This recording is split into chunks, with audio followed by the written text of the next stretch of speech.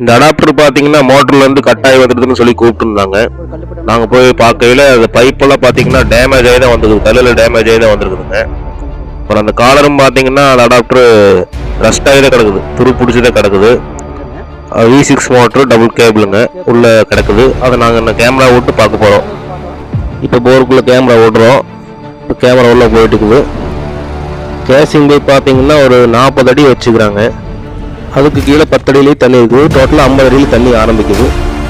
Camera போகிறதுல skip பண்ணிவிட்டு உங்களுக்கு அந்த எக்ஸாக்டாக மோட்ரு தெரியுதா தெரியலையா, இல்லை என்ன கண்டிஷனில் கிடக்குதுன்னு மட்டும் உங்களுக்கு காட்ட போகிறோம். இப்போ கேமரா பார்த்தீங்கன்னா குழியோட எண்டுக்கு பக்கமாக போயிட்டு இருக்குது. இப்போ தெரியுது பார்த்தீங்கன்னா அந்த கேபிள், அதுதான் பார்த்தீங்கன்னா மோட்ரு வைண்டிங் கேபிள். அதுக்கு மேலே பார்த்தீங்கன்னா லிட்டில் பிட் மண் அதே கொஞ்சம் இருக்குது. இந்த கேபிள் மட்டும் கொஞ்சம் நல்லா தெரியுது.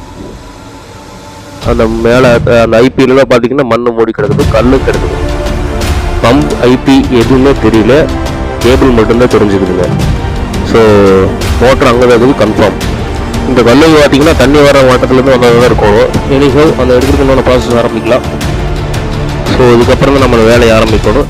இந்த மோட்டரை வந்து நாங்கள் எடுத்தோமா இல்லையாங்கிற நெக்ஸ்ட் வீடியோவில் போடுறோம். அந்த வீடியோவை தொடர்ந்து பாருங்கள். Keep support.